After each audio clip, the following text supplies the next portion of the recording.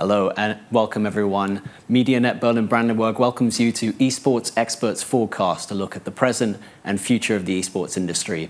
My name's Graham Ashton. I'm Esports International Relations Manager for Riot Games. Thanks very much for joining us today. Thank you to MediaNet's partners for their support, and of course, thanks very much to my guests for joining me. To my right, we have Marie Mejerwall, who has a long history in esports as a caster, a commentator, an organizer, but also in game development as well. Thanks very much for joining me. Right, well, thank you for having me. I'm excited to talk a little bit more about the esport and the future of it today. Next to her, we have Dorian Gorr, who is CMO and co-founder of Veritas Entertainment, the company behind the LVL Esports Center in Berlin, which some of our viewers may be familiar with. Thanks for joining us, Dorian. Thank you. Always happy to be here, and always happy to talk to Graham. Really cool to be here. Excited. It will be a cool talk. And then joining us remotely from Zagreb is Nikola Stolnik, the CEO and founder of Good Game, a company that creates competitions for B2B esports competitions, as well as working with brands and influencers, and probably a lot more else he'll tell us about. Thanks for joining us, Nikola. Thank you guys for inviting me. I'm very happy to be here. Even remotely.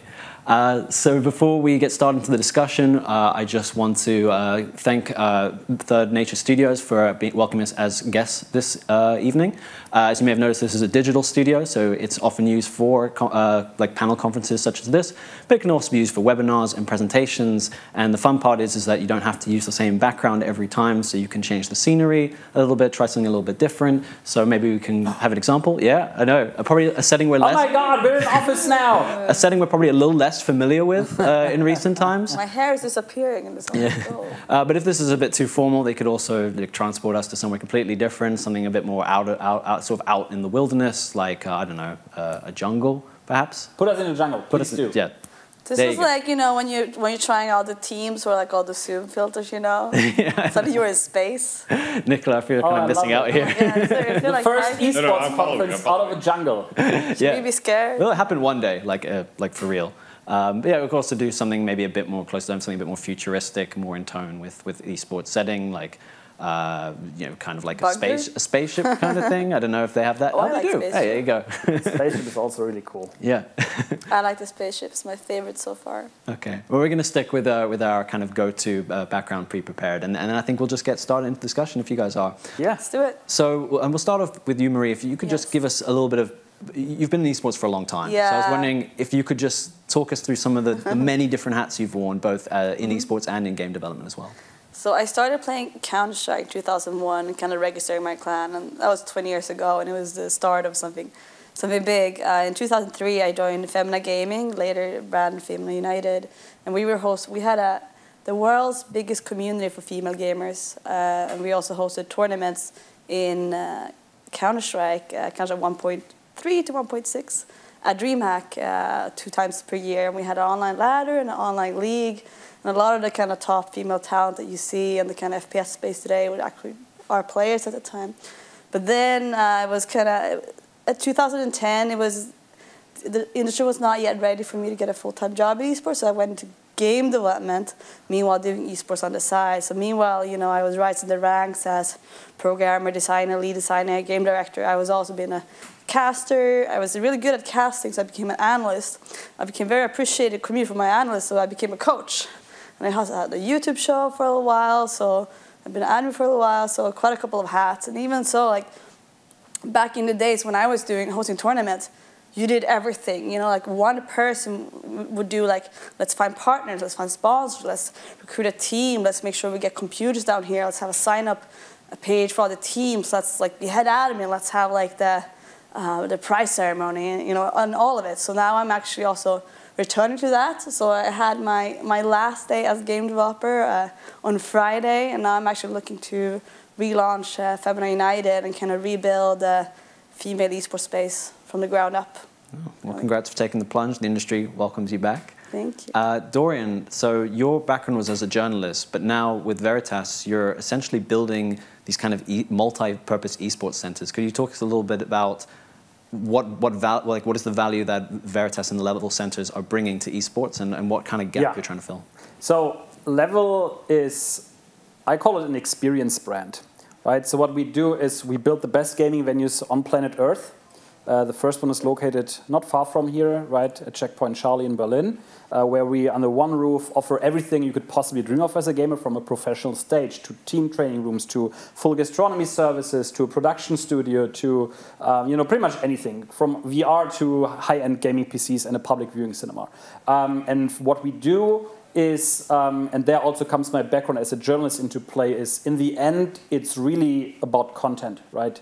I do believe that you only build strong community through the power of great content, and I treat Level as a walk-in production studio, and it's optimized fully for content creation. So everything that happens there is supposed to be turned into content that is then spread out across TikTok, Twitch, you name it, right? All digital platforms. And this is how we build a global community under the brand name Level, written LVL.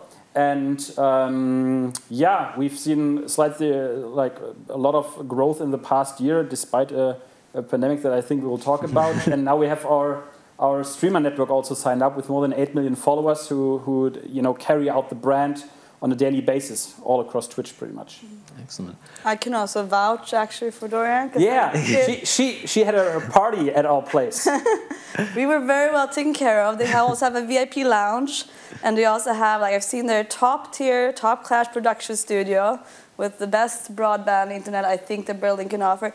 And they even have like a AR Mario Kart track that you can kind of put on. You can just like, it's like a radio kart with a little Mario Kart, physical, and they built up the whole track inside the space. And you can, drive around, and there's a camera, and you can see yourself from the car, filming yourself when you're playing it. Here's your check, thank you. Obviously what we did a lot, and that's where I didn't know that you're out of Meta Games, by the way. So sad to hear that. Well, as of Friday. But Meta Games had their company party at our place, pretty much, and this is also something that we do, obviously. We haven't even talked about the burger bar yet, but we haven't even talked about the burger restaurant there with a robot arm that does the burger. And now I'm finished, heading it over to remote. I'm sorry. So Nikola, obviously Good Game is a competition organizer, but it's serving a very specific space within the esports market. Can you talk us a bit about the formation of that and what value it's providing within esports? Sure. So our story is kind of unique because we started as an off-brand, as a hobby. Back in the day, I was working for Google in Dublin, and as the weather there isn't too good, you would basically have the option of either going to a pub or playing video games with your friends. We opted in for the second one, and soon enough, people from other tech companies followed, and we then had these tournaments in between companies. And this sparked an idea when I moved back to Croatia to be a CMO of a game dev company, to gather tech companies and give them the opportunity to compete in CSGO. This was sort of a hobby, and it grew quickly throughout the first 2 years. And this was basically a question: should I pursue this full time or just leave it be, because it took so much of my time? We started the company in 2018 and quickly then developed other avenues as well, meaning content production, influencer marketing, league and tournament management. We also had our own esports teams, so it grew very quickly and rapidly. All right. Excellent. Thanks very much for that. Just before we kind of get into the main topics, just a reminder that if you have questions that you want to submit, you can do so whether you're watching through Twitch or YouTube, and we'll take care of those at the end. So the first kind of topic of discussion is looking at the kind of the trajectory of esports, right? Like competitive gaming is as old as gaming is, right? Games have always been competitive, and even though maybe the kind of fabric of what esports is started with games like Quake and Counter-Strike back in the early 2000s, and has kind of built a continuity up till now, it's only really in the last maybe 5-10 years that the industry has taken the shape that it has, in the sense that you can now have people that make a living as players or as team members or as casters and analysts. Not to mention the fact that if you say the word esports to people, they know what you're talking about in most cases. I want to ask all three of you for your own thoughts on, if you drill down deep into it, what is driving the trajectory of esports? What's kind of powering this high growth? So I can start. Like, my opinion is that it used to be a bubble, but the more we've gone, and the more like companies started getting into it, the more brands started getting into it, the more it's become more just accepted. You know, once the prize pool came up for the international Dota, for example, became a big thing. Someone put a clip out there like, oh, well, you can earn this much money playing Fortnite. You stop playing football, stop playing Fortnite. You know, so it is more accepted in society. You know, and also like parents understand that you can actually make a career out of this. You're not just wasting your life. That's the one thing. But the other thing is that game developers are realizing that, hey, if we can have a game that is alive and have a game as a service, then we can make a whole lot of more money and keep our game alive for a longer time. I also believe that a lot of it has to do with a generation following for which it's totally normal to watch others play games, right? Because like when you were growing up, the games have always been there, right? So I'm 35, right? When I was growing up with video games, you know, in the 90s and early 2000s, back then, everybody played in our age group. We all played video games, but not many made the move to watching others play, right? And obviously, in terms of making an esports into something that is a successful mass phenomenon, right? You need spectators, you need people who want to watch it and be entertained by it. And still, in my generation, so the mid-30s people, even among people who passionately play video games, I very often encountered that when I tell them about what I do for a living, right? Why would you watch somebody else play video games? I could just play instead, right? And now there's the whole generation, and this has been, you know, bubbling to the surface over the past 5 to 10 years, for whom it's totally normal that, yeah, of course, they grew up watching YouTubers. So they grew up and all of a sudden there's not this stigma anymore. It was the most natural thing for them to watch it, just like it's to watch sports, right? And I think with this, obviously, the audience came. The moment that the audience is there, the brands come in. Through the brands, the money comes in. And all of a sudden, you know, we have a nice industry forming itself. Nikola, your thoughts? Yeah, I would agree. I mean, it's sort of a sexy new concept where you cannot really pinpoint to maybe the older generation of what the actual value is. And in that sense, when the message is kind of, you know, digital and everything is very flashy and you see these huge numbers coming up either through viewership or prize money or whatever else, people are starting to jump on board in the recent years. And I would completely agree. We see a huge uptick in the number of brands and sponsors and partners who want to enter the space just because it's something new and flashy. I read a quote from Sequoia, the huge investor firm, that esports is now currently at the state where NFL was in the 70s of the past century. So if you compare and you see market trajectories, you can see that this is an upward trend, which is pushing esports to be one of the forefronts of entertainment of the future. And in that sense, you know, it's fully natural that people and viewers and brands and players are jumping on the train, and it's just going forward. I think it's really important, though, especially as we welcome, you know, more brands and more kind of entities into the space, more partners to work with, that we help make sure that it's clear what it is they're buying into. So if you could just answer the question, like, what is something that you want to make very clear that esports is not? The solution to all your problems. No, I mean, kidding aside, but there's some truth to that because, you know, like with the new economy, like when the internet, like .com and all these bubbles, right? Obviously, there's a danger that there are parts of it that are a bubble, right? And I'm not talking about like the overall phenomenon. This is a long-term cultural change that we are seeing, 100%, right? But as with all things that experience some form of a hype and money throwing in, there's also like lots of opportunities that are, you know, something you shouldn't pursue, right? And meaning if brands enter the space without having a good product, without having a smart vision of what they want to get out of this, right? Then it's very tough to just, you know, place this onto esports, like speaking about an NFL analogy, throwing a Hail Mary and being like, yeah, we'll be fine, right? Now we do esports, so our now we have the attention of the young target group. It won't be like this, right? So you have to still have some form of a strategy. And oftentimes I did encounter this also because it was sold to brands like this, that it was treated like, hey, this is now your one-stop solution. Now all your problems with attracting a young target audience for your product will be gone because you do esports now. That's obviously not the case. It's a long process to build something up in that space, right? And it needs a strategy. And I think Red Bull is a good kind of prime example of someone who did that right. Because Red Bull came in even like early as 2012, maybe even before that, and they'd be like, hey, we're going to sponsor our own tournaments, you know, like, hey, we're going to put a lot of money in it. And also their product energies go pretty well with esports and gaming, so that's a natural fit. So if companies can kind of find a way to align and synergize and harmonize with the industry, then they can have a really good time. But if they're trying to, you know, throw money for the sake of throwing money, then they better take some care about it. Yeah, we do a lot of education for brands and agencies in the region and in the CEE, just because we want them to understand better of what esports is and what it can provide as a value.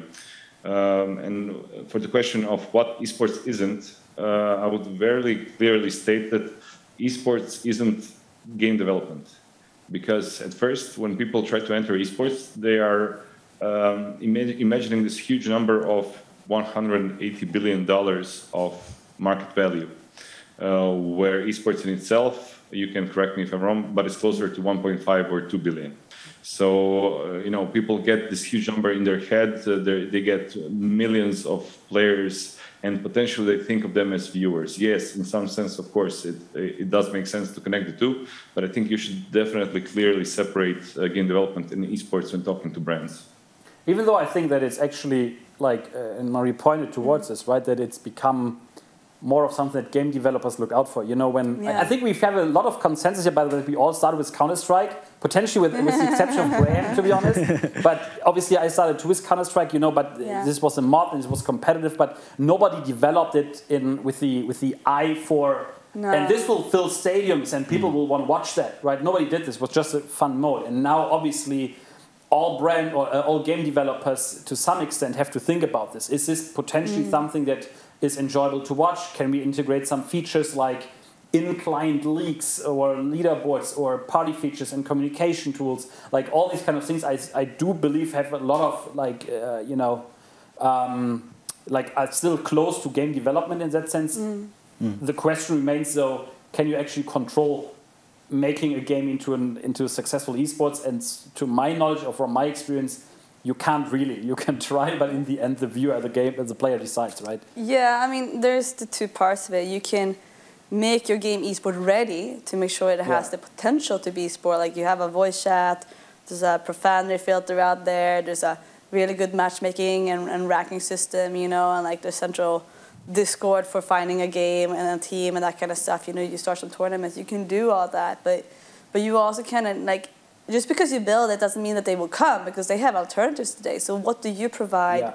Especially if you're in a genre like the FPS genre, the strategy genre, what are you doing that is better than the games that already existed, that are established? Why should a gamer who's like, I have all my friends, my high ranking in this game, why would I go to your game? And sometimes we do see that. And we see also, for example, in StarCraft, we had a lot of people who were like not very successful when a new kind of patch came. And they were like, oh, look here, so the Storm, I'll slide in here. Or like, oh, Hearthstone, oh, I can slide in here. So you will have some sort of early adopters, but you need to ride on that wave, and you're probably going to have to pay for paid influencers as well. You're real to get going, and then it's all about keeping that momentum and making sure you have enough skill challenges in your game for people to be entertained. And I think one example for games that were ready but didn't really make it out of the more recent past, Diabotical, right? We all crave like a new fast-paced FPS, Quake kind of game that can, be the next, or revive that kind of genre for esports. Totally ready. Last I checked, nobody's really watching that, and I'm not sure if anybody's playing that either. Don't want to do injustice to the game development, because the game's actually kind of good, but in the end the consumer decides, right? But you have to be ready. This is like kind of the challenge of the space, right? Is really understanding what the esports fan wants and how you can direct them, because because they're maybe perhaps slightly younger and obviously digitally driven.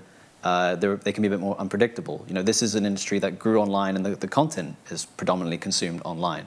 So in that sense, let's kind of dive a bit deeper into this target audience that brands are so interested in. What makes the esports target audience so unique and so worth having?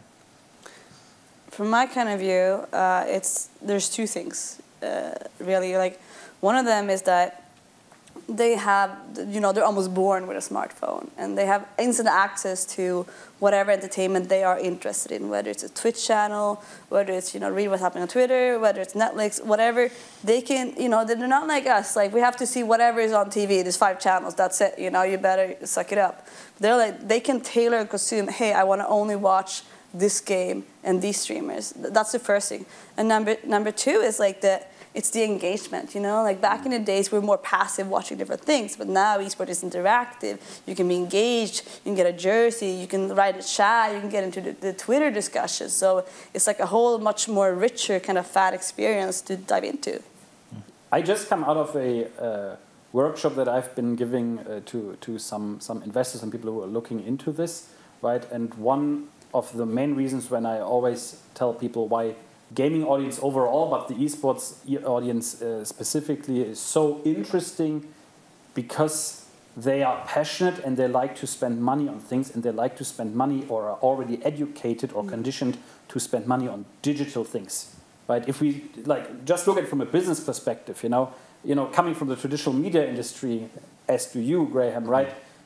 Journalism has a big problem in the sense of they can't bring it's really tough uphill battle for them to get people to pay for digital content, digital items, whatever it is. The gaming industry has cracked that nut like this. It's easy, right? We condition. We don't buy our games in boxes anymore, right? We buy everything digitally. We buy in-game cosmetics. We buy DLCs that are simply digitally. And I think also for the brands that enter the space, this is what, if you want to, you need to have a product then for them, right? But this is what makes it so interesting, right? There's massive revenue opportunities because of that, I believe. And not many people, I think, approach it from that angle, but I think that's why the target group is it's one of the many reasons why it is so attractive. Yeah, go ahead, Nikola. So from our research, we found that esports fans are extremely loyal to brands who support esports, because it's such a it's such a niche thing, and for the brand to recognize it and to appreciate the fans of something which is not mainstream, I think the fans give back more than the actual brands put in.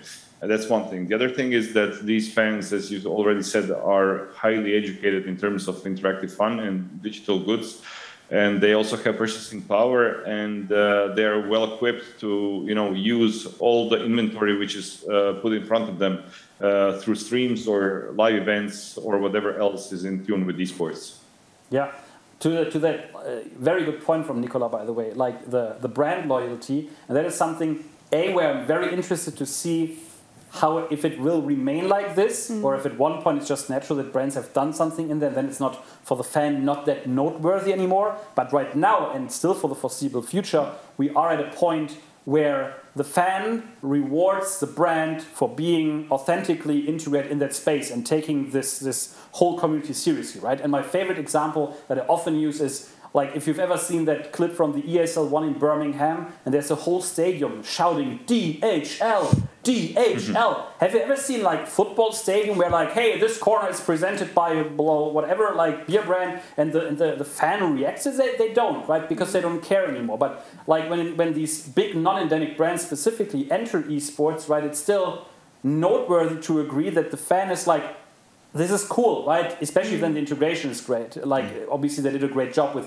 having the guy who brings out in the DHL, I wouldn't want to call it a costume, what is it, the uniform, right? Brings out, like, goodies out of, like, a DHL package. And the fans rewarded this, right? And this is obviously something, if you show this to anybody who sponsors traditional sports, where they'll be, like, I think they will be in disbelief. This is not something that they know, right? Because they count on something like, oh yeah, we do subtle messages, and in the end it will somehow pan out that they will buy our product. It's all about awareness, blah, blah, blah, right? And this is very different. I'm just very curious, and happy, Nikola, also because you brought it up to your point of this, like, but I'm very curious to see if this will remain like this, or if at one point we are saturated. It's not a big deal anymore if Coca-Cola publishes a very cool new advertising clip for games. Oh, are we going there? No. I don't want to that kind of that's definitely. I just want to throw out some punches here and there, you know. Yeah, I think like what you're saying is correct, and I think your hunch is also correct about the thing. Like, I think the people who are struggling to make esport like a full-time thing is something they can spend their full time on and their passion to, or struggling to get the game, their scene going to even be competitive. They will always think and remember the brands who are there. But tomorrow's generation will take this for granted, and they will more look to how well is the integration. There was actually a panel from Kim Fan, who was a long-term senior esports manager at Blizzard for StarCraft, And she had this kind of message at a conference last week about like how you can take a streamer, for example, influencer, a player, whatever, and like, hey, say this message, please tweet this thing, and their fans are probably gonna hate it. But if you just like be like, hey, you tailor your own voice, how we can fit in a more organic, harmonic fashion, then they can be way more accepted, I think, by the stream community, to even the future generation to be loyal to those brands. I think there's definitely a horror cabinet of like bad integration examples. One of my favorites is like I think it's for, I don't know the brand, but it's for an alcohol-free beer, which already is a tough sell, to be honest, to any community, right? But you know, where they posted these quote cards of a player in a jersey holding this bottle, and it's literally like, the blah blah blah 0.0% alcohol beer really helps me focus in my training, and it's nutritious and it's isotonic and it's a great drink. And I'm like, nobody talks like this. Don't do it like this. And that's why I mean earlier also with if you go into this space and you think now we're fine, if you don't do it authentic, right? You might as well just don't do it at all, because you will only do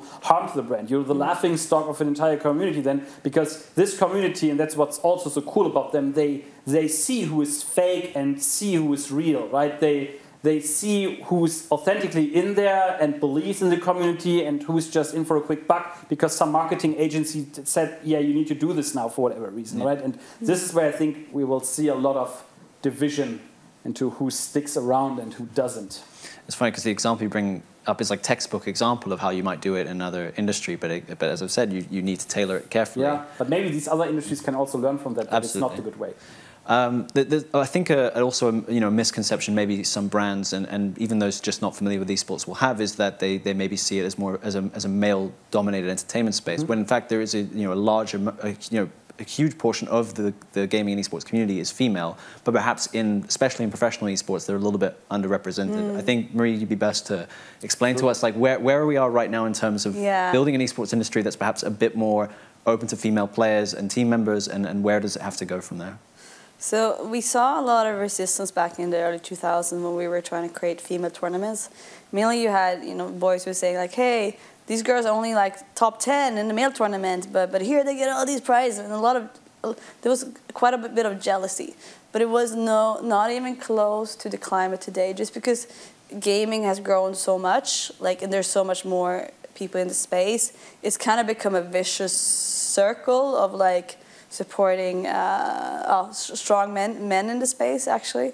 And so there's a lot of criticism happening on the women. Just last week we had Dagny, she works for ESL, who pointed out that, hey, the next PGL major, 30 talents, all male. And she got jumped on. And then, famous host Frankie got in there, and she's like, well, I mean, we could just add one more. She got jumped on. So the amount of hate and resistance has become much more. And also, looking at what happened 2 weeks ago with Twitch actually leaking the top earnings, 3 out of top 100 streamers are women, right? And that's not a coincidence. That's just kind of the climate we live in. So it's a little bit harsher than ever. And the main problem is that there's no safe space anymore. We were creating one back in 2000, and we were getting, the girls were actually progressing a lot. In the beginning, they were coming there maybe a little bit shy with their hoodie. After 2 years, they had sponsors. We had teams flying in from Russia, from Spain. They have, full jerseys and everything, and the quality of play really increased. But then there's just been a few initiatives happening here and there. Female Legends are doing some stuff in Sweden regarding League of Legends. Radiant has been doing some Valorant tournaments, and ESL were trying for a while as well, but nothing that really has stuck to it. So that's kind of what I want to do now to improve that whole space. And if there's anyone who's interested in joining me in my mission, hit me up. So good luck. To look in the very immediate future of esports, one thing that I think the rest of the world is still reeling from is the COVID pandemic and the effect it's had. And I think when you look at gaming and esports, there's kind of this narrative that maybe the lockdowns, people being inside their homes, playing more games, watching more matches was necessarily a good thing. But it's perhaps a bit more nuanced than that. I mean, the fact is we've had very few live events in the last year and a half, and even less so with a live audience. If I can go through each of you, if you could talk about how the way COVID has affected esports has affected you and the way you conduct business in the space and the way you've been able to kind of reach your audience and customers? For me, it's really straightforward. Like I mean, I've been in the video games industry making games, and it hasn't affected us at all. We had the best month ever in March 2020 when the pandemic hit, and we've been able to still work remotely, and it's been pretty intense, but we've been doing pretty well. So there's no complaints from my side. So for us, it's a bit of a different story. No, but I got you. So no, like for the past year and a half, whenever I got approached by whoever, friends, colleagues, acquaintances, whatever, everybody always had this like pity undertone when they, hey, Dorian, how are you? All good with and like the counter that I always then bring is before, like in February 2020, before the pandemic struck, I think we were at Veritas at level. We were 8 full-time employees. We are now 49, right? So we increased more than ×5 during the pandemic. And that is thanks to that we are not, despite what some always think when they take a look at level, we are not primarily a venue business, right? Obviously, if we would be a venue business, we probably would be dead by now, right? Or we wouldn't have expanded at all, would have been completely in hibernation mode, whatever, I don't know. But we're not. In the end, what is the business model behind a level is we bring in brands, we produce content for them, we offer authentic engagement with the target group through content, activations, etc. And these kind of things, they were more requested than ever, right? So, meaning we obviously couldn't do cool stuff with the audience on site, which sucked, right? And hurt us a lot going into this magnificent space every day and be like, empty, awesome, but we were able to produce content from there. We had a full in-house production crew, we still have, obviously. We produced some of the first Valorant tournaments there are, right? The Ignition series was in parts produced by us. We produced tournaments that we sold to Vodafone, to Red Bull. So we were really, really busy and were able to grow and obviously also show investors that our business model is multi-layered and brings in revenue despite a global pandemic that, where you would assume that, hey, they had built a venue, it must be total disaster for them. It wasn't. It obviously wasn't fun. It was for neither of us, right? I think, but it wasn't as bad as people think. Obviously, we are so looking forward that things are right now really looks like returning back to normal. Knock on wood, right?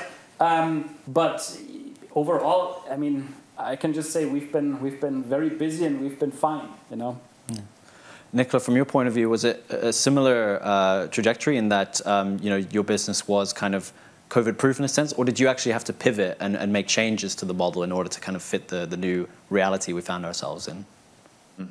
So our original plan was to spread these types of B2B events where tech companies meet each other over CSGO across the world, basically. This is the type of event on top of which we received pretty large investment in the beginning of 2019 as a seed round. We've signed cooperation deals with the local provinces of Suzhou and Shanghai in China to bring this event to China. We plan to do an event in Berlin, amongst others, Hamburg, San Francisco, Dublin, and so on. And the first one was supposed to be in March 2020. So you can imagine what happened around March 2020, where we then had basically 2 months of reshuffling our cards.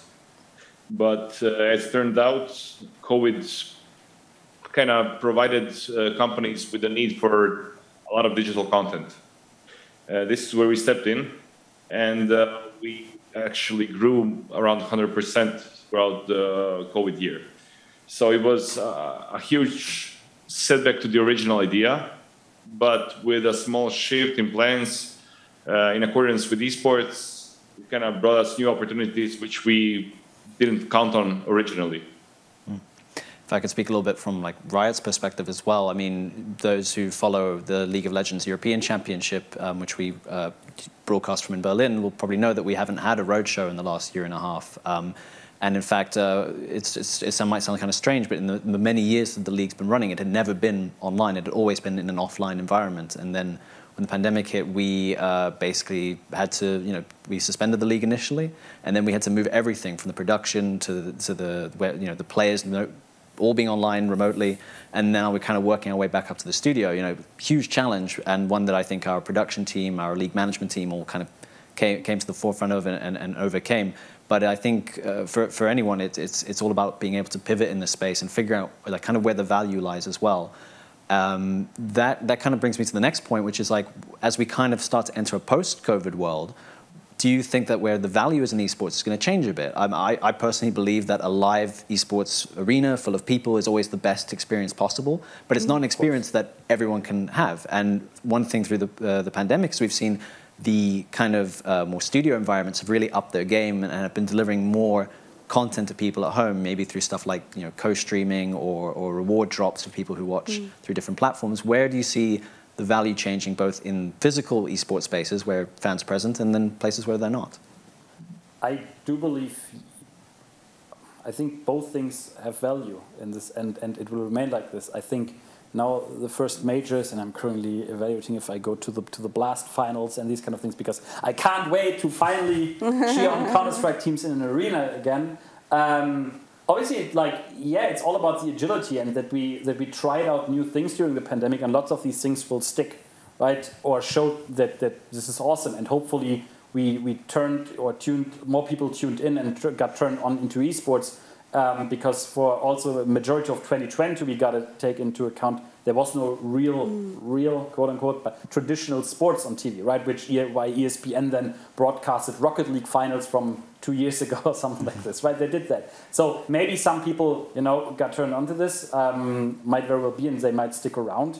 But generally speaking, I do believe, going forward, maybe we have now this whole new playing field of like remotely produced or digital and online tournaments. Obviously, you have to see how you monetize those, because obviously the major part of the physical events is also you sell T-shirts, you sell drinks on site, you get money out of the fan, right? It's tough to monetize a fan that's just watching online, but the production that needs to go into these kind of things, it is still somewhat similar also, right? Just if you want to, produce a kick-ass event, right? Then you still have to have an entire, production behind it, and somebody has to pay for all of that, right? And the fan in a digital environment, it's tough to monetize him, right?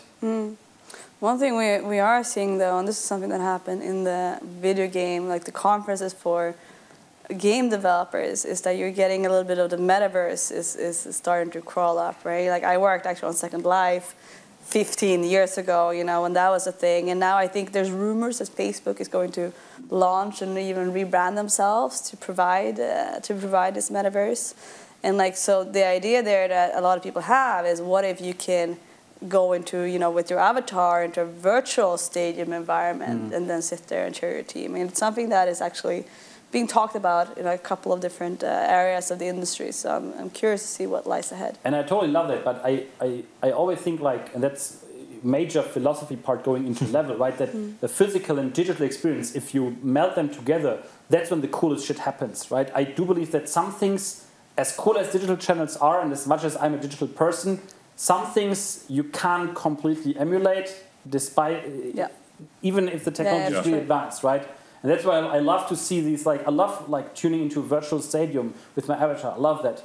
I still think, and it's a nice option then potentially for people who don't have the means, can't travel, whatever, can't attend the event physically.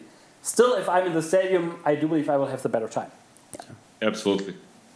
So I would say that the stadium experience, the offline experience, would be valued as a premium one, to be honest, in the coming years. Because, as you said, people maybe don't have the option to travel. It would be more difficult to attend the event than to watch it through digital channels.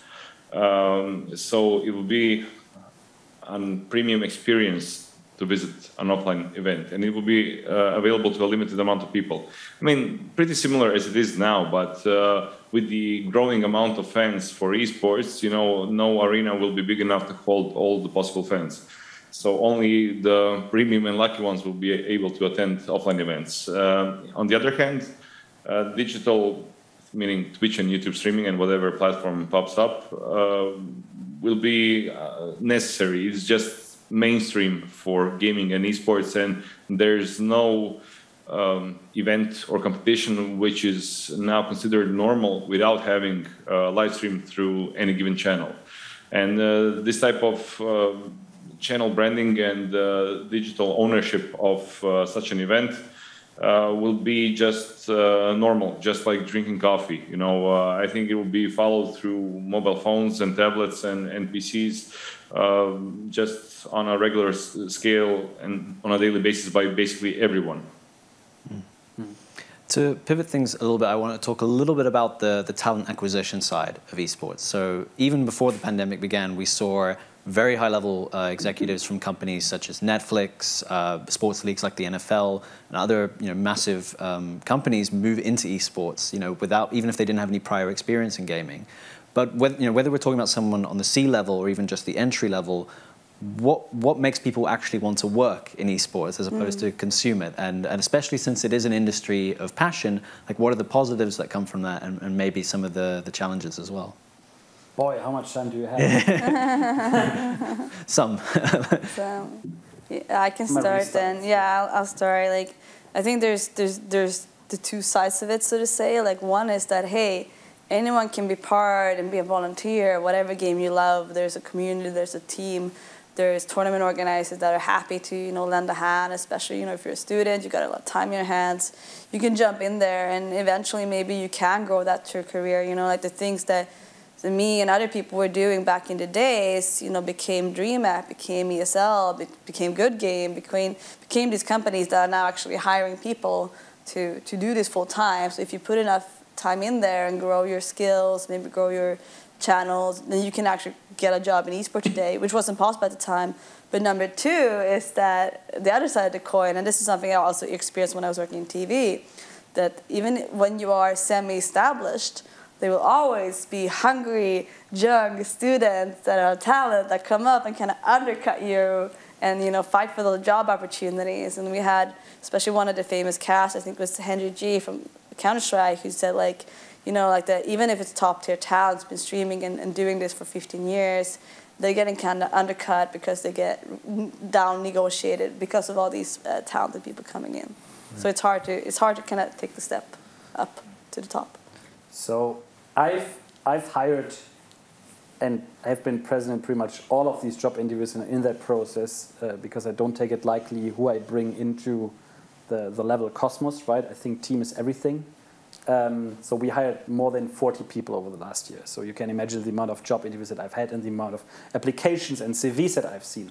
And yes, there is a movement of people who come from other industries. And in some parts it's a good thing, because I do believe, especially when it comes to esports, not the overall gaming entertainment, that some of what they've done in other spaces, we can still professionalize esports quite a bit, On the other hand, we've also had more than one, case at Veritas and also in other companies that I know, where these people come in and they find something that they didn't think they would find, in the sense of, yeah, this is still very much startup, this is still very much Wild West, this is still very much, you have to have the passion for it, because with the passion that people like Maria, that I have, like, who started from the ground, that the volunteers still have, we're still part of this,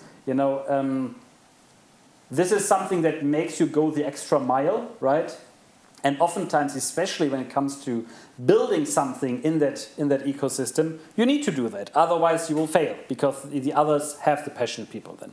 And that's why when it comes to these, like, right now, for instance, we are looking for a head of sales and partnerships, right? Somebody who's commercial. And obviously, you don't just look into the esports industry. I actually look outside of the esports industry towards people who potentially marketed sports stuff. But they come into this knowing absolutely nothing about what we do. And then sometimes you have people who are able to educate themselves and are fast learners and are willing to literally sit down every evening, watch 2 hours of Twitch per night, right? Because this is what you need to do in order to understand and to sell the product.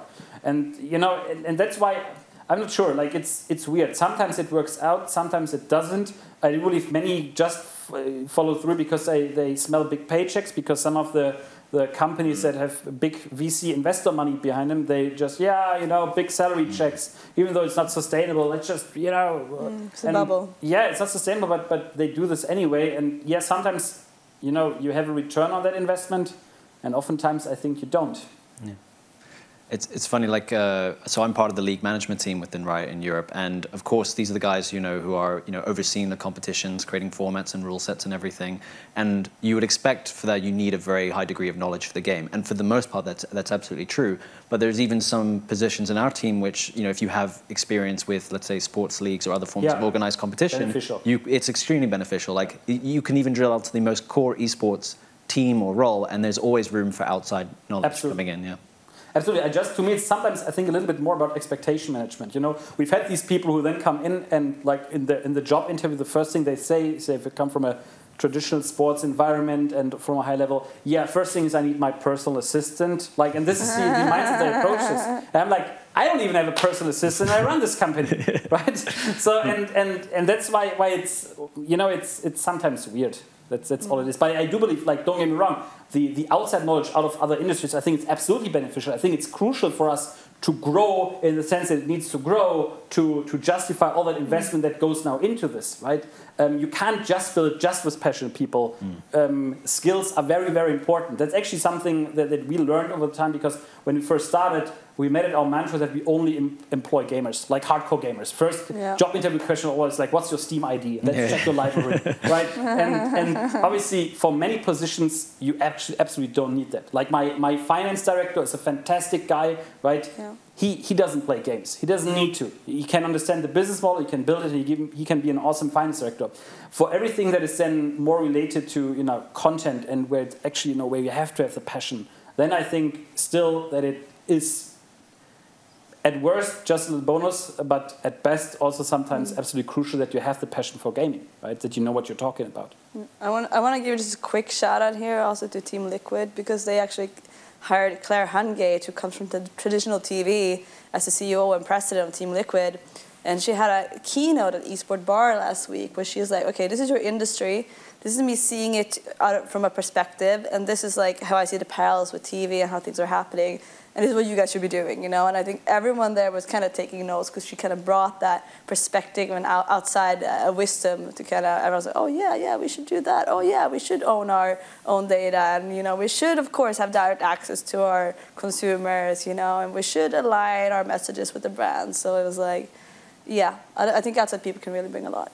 I think it will be also especially important when these people come in to develop new revenue streams, right? Yeah. Because right now, how esports is mostly being monetized is through, here are brands, and they put on some form of integration, which is awesome. I love that, don't get me wrong. But the percentage of how much this makes up for the overall budget that we have or that esports generates, it's very different from what the sports industry does. So the sports industry makes way more money by selling merchandise to fans. It monetizes the fan overall better through tickets, all of this. And these are so many things, also then content-wise, right? I'm a huge NFL fan, so I buy the NFL Game Pass every year for 200 euros or something, right? Wow. But it's worth it to me because they keep it by the paywall. And I'm not saying that you can do this for gaming because we have Twitch, right? And it will be really tough to get away from this. Or you need to have really unique content that you might be able to put behind a paywall. But like just thinking about these things and like not just being focused on, we need to bring in more brands, integrate them in order to make revenue, will be a healthy thing to do, I believe, in order just to diversify our revenue streams. Yeah.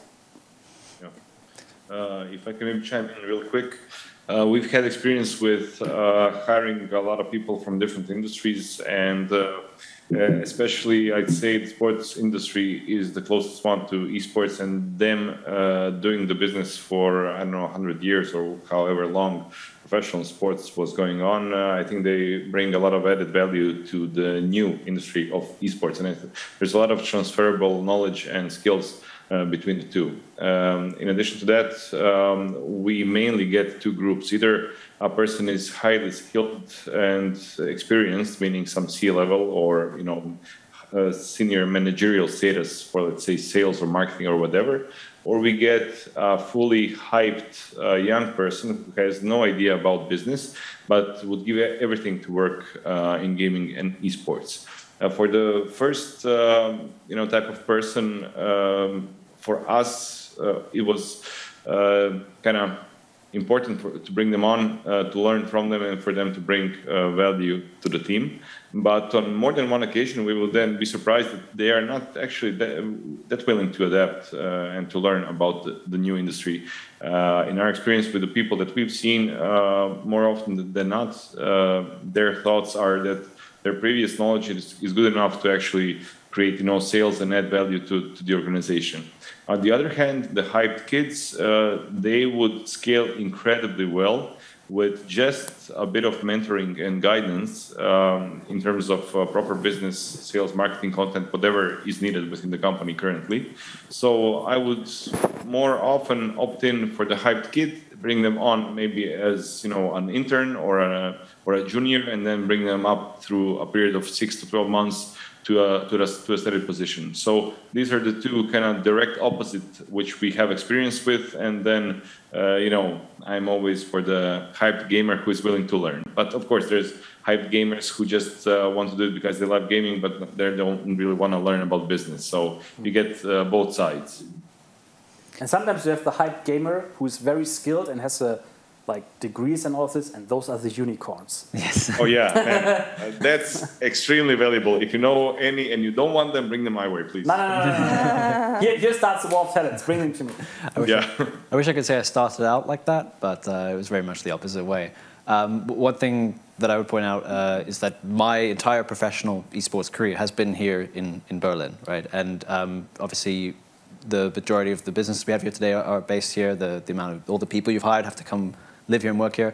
Berlin is, in many essence, an esports city. Yeah. Although what that means is very up for debate.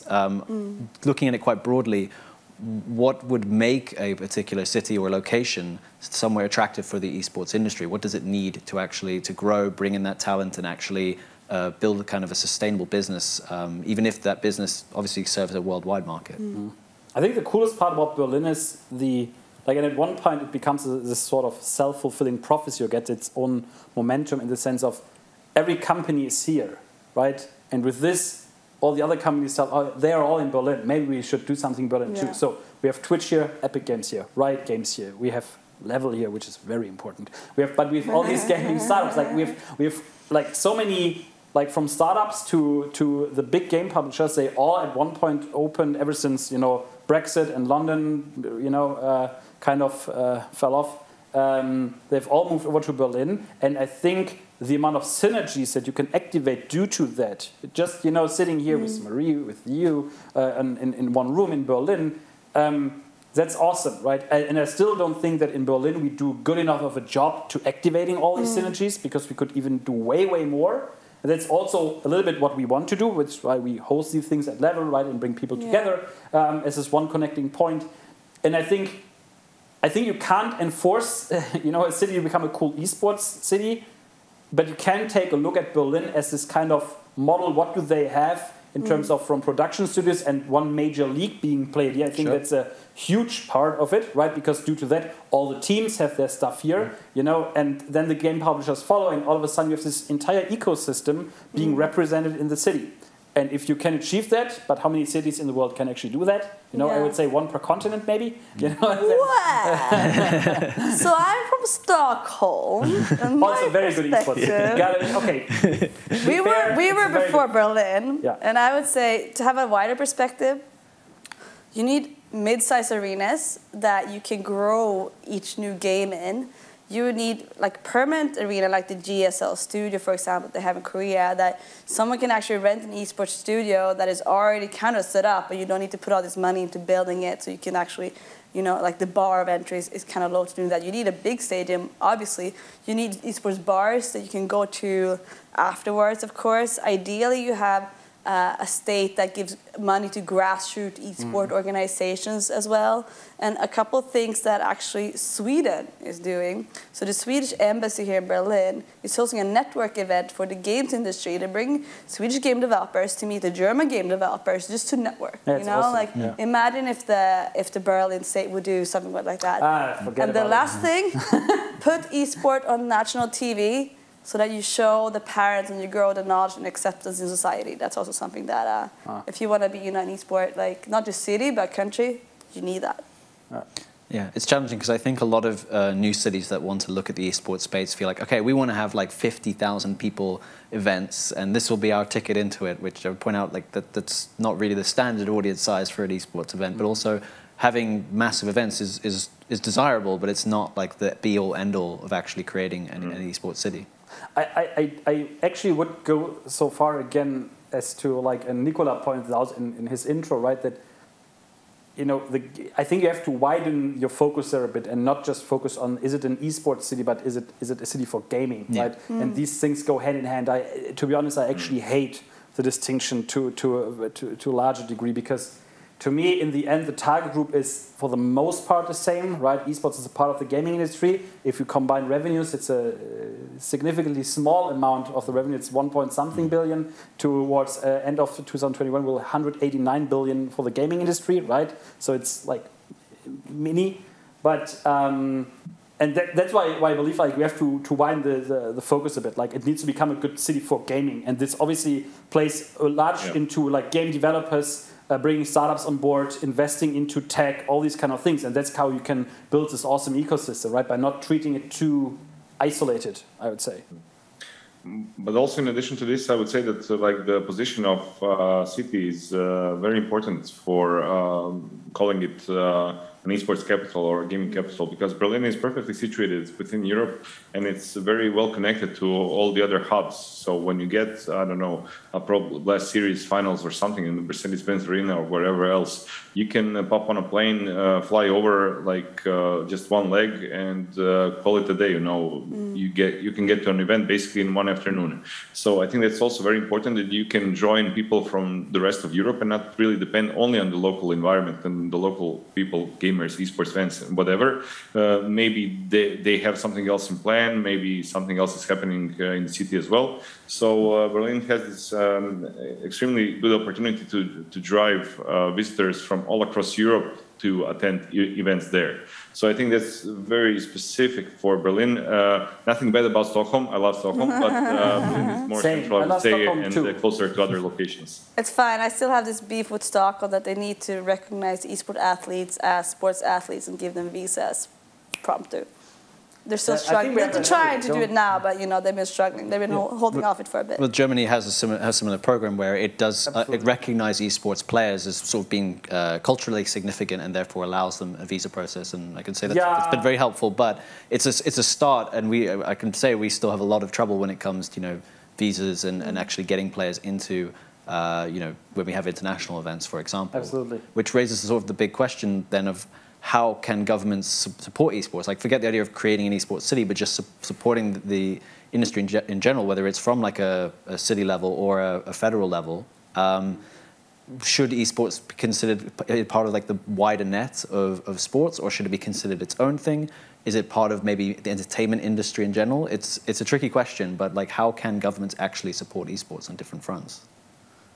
I mean, maybe I can jump in here real quick that the situation is, recently I was voted to be the vice president of the Esports Federation for Croatia, and we've gotten some ins with governing bodies, both of the city of Zagreb and the Republic of Croatia, and it's very tough getting in their ear for something as new as esports, where I think the forefront of everything to grow esports even more would be to create a grassroots environment where all the young talents have the ability to grow and to be nurtured and to actually see a future and, of course, profit in this new industry. Similar to football, where you have junior academies, I think esports should have an opportunity for its talents in a similar manner. And for this to happen, the government should be able to recognize esports athletes as athletes, proper athletes, to provide them with visas, let's say, and to provide the organizations with the status of a sports club, so they actually can get paid as athletes and not as employees of the company, which we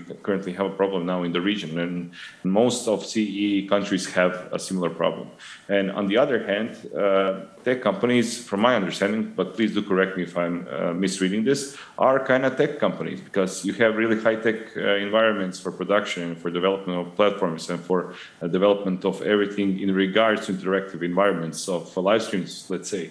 And other tech companies in countries get these subsidies, get the tax cuts and so on, but esports companies not so much. So they should also be recognized as tech. So there's a lot of things to be done on the government side to actually help speed up the development of esports.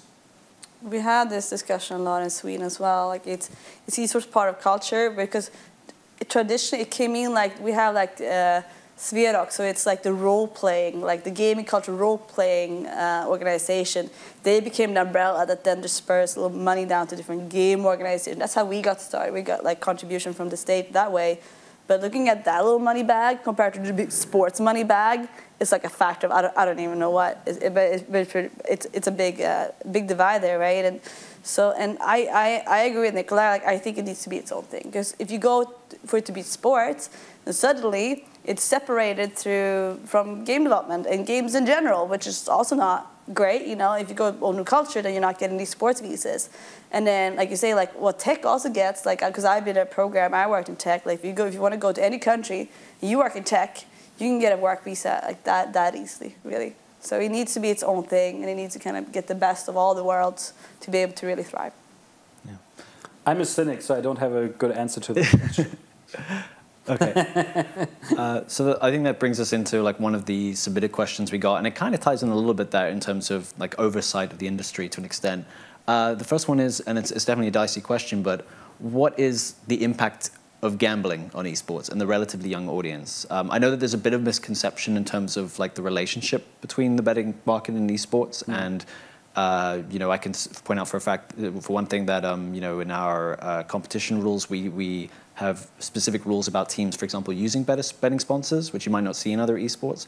But what's your kind of like different take on its place in the industry? I'm very liberal when it comes to these things, and I hate the hypocrisy that we are seeing, especially in the German market, where, you know, if I watch Bundesliga on Saturday afternoon, I'm being advertised at least 5 times to bet on the game that is up and coming now, you know, on a sports game.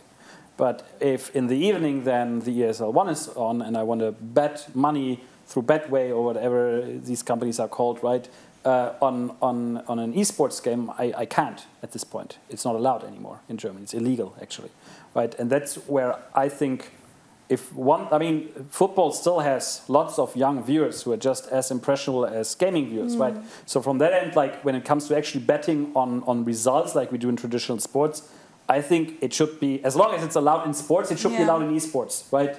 Or ban both. Also fine for me because I'm not I'm not a big gambler, right? What worries me more is the impact of how game mechanisms of games are being used to make, you know, like attention. Yeah, I mean, there are lots of like you know, esports titles, sports simulations where you have to buy a lot of packs in order to draw the best players for your teams, in order to be able to compete, you know, and that is something that I do believe. I mean, you know, I'm a businessman myself in that sense, so I agree that it's nice to make money and monetize a fan. I just spoke about this, but if we want to talk about having a responsibility towards young people, I would rather look into that than look into somebody placing a $20 bet on whether Navi or G2 is winning that next round.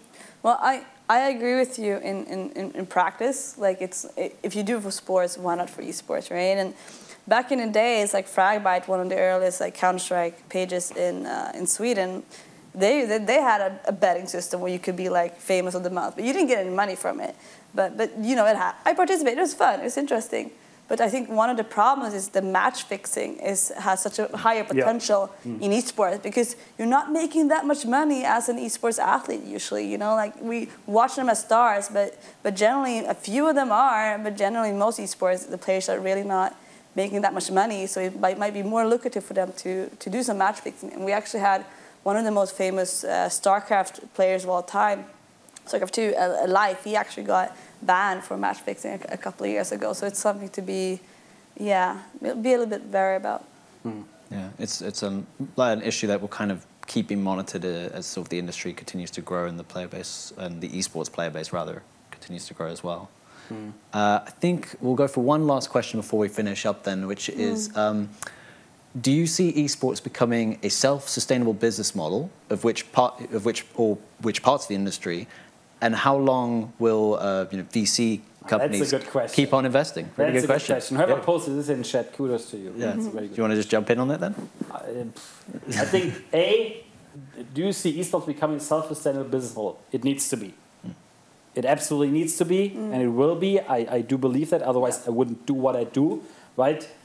Because investors' money will only last for so long, right? I mean, it's also like whenever you're on LinkedIn or something and you see people celebrating their investment money, that's always something that has me worried a lot, because I oftentimes feel that people within our industry don't understand what that means, right? If you get 20 million in investment money or whatever, you have to pay that back at one point, and not just pay it back with the interest, but quadruple it or whatever, right? Within X amount of years. So that is something that has me very worried, that some people who start business in that ecosystem treat this like monopoly money or something, just something that fell out of the sky and now I can spend it, and that's just not the reality of it. There are people behind it, and obviously this is what I said in an earlier stage of this conversation, that there is obviously the potential that there is a bubble always, and something, just pops, and there will be then always people who lose a lot of money, right? And this shouldn't scare people away from investing into this. You have to invest into the right things, because obviously it can be a sustainable business model. If we find new revenue, if we diversify a little bit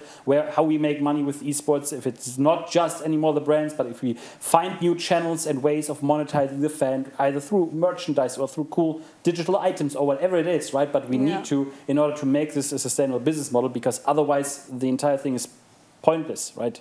I think one thing here to look like I went to esports conference last week, and I met a lot of different players. It could be like someone doing product placement inside of esports games. It could be someone just putting together brands, matchmaking with different companies. It was a lot of tournament organizers, or someone who's like, we're just going to make a tournament layer where we're matchmaking game studios with small tournament organizer people. Like we have all these different players, right? And a couple of these are more established than others, I would say.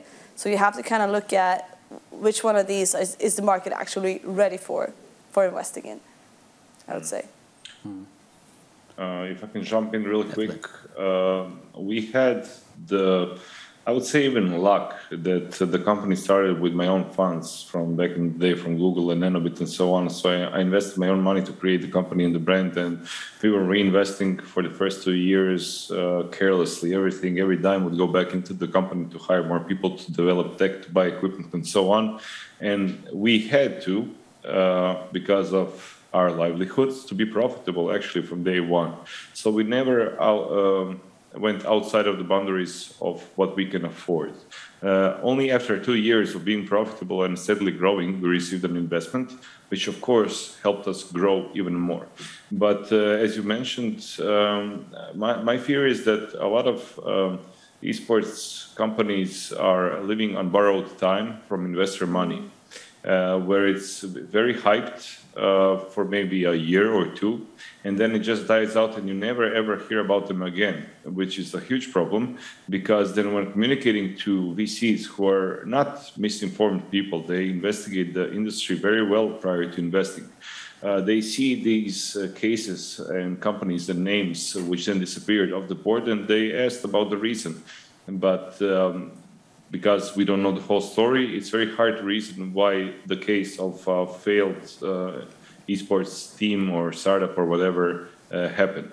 I mean, on the other hand, it's a very volatile industry, as everyone knows, so it's kind of given that it's a very high risk, high reward investment. But I think the industry would benefit of people, and especially founders, getting more acquainted and educated about the prospects of investors, VCs, what it actually entails. As you said, it's actually borrowed money, which you have to bring back as a multiple, not just maybe like 1 or 2% as a bank would give you a loan. It's very difficult to do that. It's very difficult to scale as fast as VCs would like to, and it's also very enticing to get a few more zeros on your bank account just like that, and to brag about it for maybe a month or two. But then soon enough, reality sets in, stress piles on, there's no return, there's no new revenue streams, you figure out that you took on more than you can chew, and then basically just try to find a way out as soon as possible, instead of focusing on growing the industry. And I think these cases are kind of bad-ish for the industry, and I would like to have more founders, better equipped to deal with the finance side of things. Yeah. I think with that sobering advice, I think I'll draw the discussion to a close. Yeah, I was just thinking we should actually end on a high note. I still love the industry. Yeah. It's so amazing to work in this. The best industry ever. You should pursue a career in this. It's amazing. So much fun. I want to give a shout out. I forgot earlier. You're talking about like what's happening in the female game space. First of all, there's a lot of female talent that is being featured. We got Seltzer, we got Smix, we got Freya, we got Pansy, we got Shocks.